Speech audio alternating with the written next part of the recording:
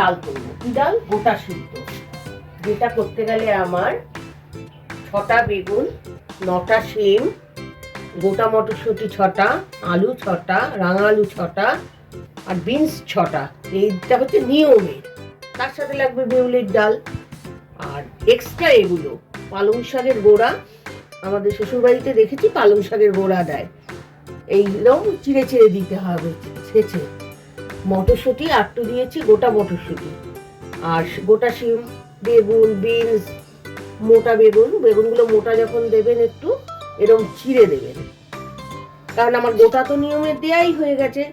আর মশলায় থাকবে মৌরি, জিরে, আদা, গোলমরিচ, কাঁচা লঙ্কা। এটা আমি আজকে শিলে বেটে দেবো, তার টেস্টটাই আলাদা হবে। তাহলে আমি প্রথমেই আমি আগে ডালটা ভেজে নেব কাঠখোলায়, মানে কড়াইতে, তেল ছাড়া, আর মশলাটা করে দেবো। বলেছিলাম না ডালটা ভেজে নেব। ডালটা দেখুন লাল করে ভাজা হয়ে গেছে। এই গোটা সিদ্ধর ডালটা না সবারই খেতে ভালো লাগে, কিন্তু অনেকে বানাতে পারে না। তাই ভাবলাম বানিয়েই ফেলি আপনাদের জন্য। আর বাচ্চারা, ইয়ং মেয়েরাও ছেলেরাও ইচ্ছা হলে বানাতে পারবে। ডালটা আমার ভাজা হয়ে গেছে, এবার সিদ্ধ বসিয়ে দেবো। ডালটা এখন নুন হলুদ দিয়ে হাফ সিদ্ধ করবো। নুন দিলাম, হলুদ দিলাম, দিয়ে এটাকে সিদ্ধ বসিয়ে দিলাম। হাফ সিদ্ধ হলে কি করছি বলছি।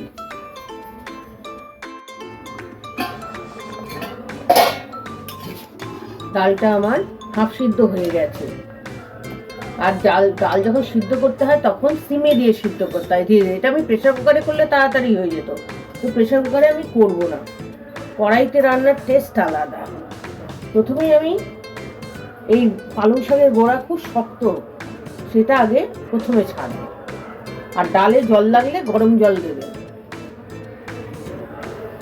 পালং শাকের গোড়াগুলো আমার সিদ্ধ হোক।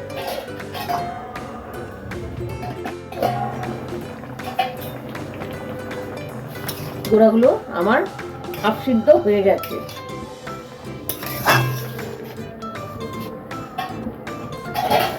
এবার সব সবজিগুলো আস্তে আস্তে দিয়ে দেবো।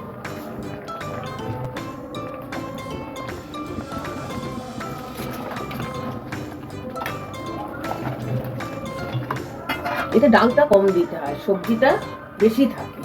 দেখলে মনে হচ্ছে কত।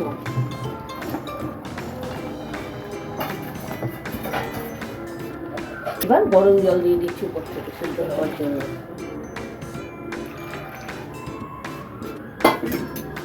পরিমাণ মতো নুন দিয়ে দেবো, পরিমাণ মতো হলুদ দিয়ে দেবো। এবার পুরো জিনিসটা ভালো করে বয়েল হবে।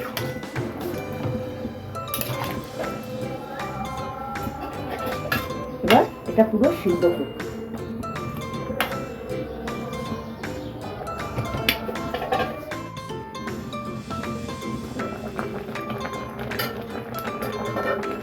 সব সবজিগুলো আমার হাফ সিদ্ধ হয়ে গেছে। এই মশলাটা না তেলে দিয়ে ভাজতে নেই, এটা এই কাঁচা মশলাটাই ঢেলে দেবো ভিতরে, দিয়ে নেড়ে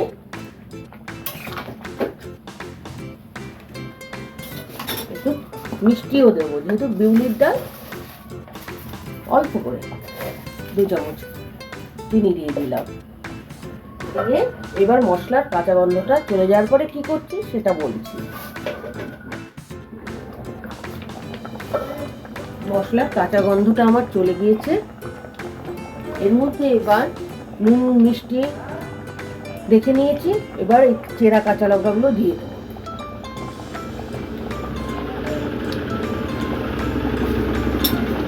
কাঁচা লঙ্কাগুলো দেওয়া হয়ে গেছে। এবার কাঁচা তেল খুন্তি রাগায় করে এইভাবে ছড়িয়ে দেবো। বেশি করে একটু তেল দেবো, তাহলে গন্ধটা, সেন্টটা ভালো হবে। এবার এটাকে একটু এইভাবে আলগা হাতে নাড়িয়ে ঢেকে দেবো। আর কিচ্ছু করবো না। রান্না আমার গোটা সিদ্ধ ডাল রেডি।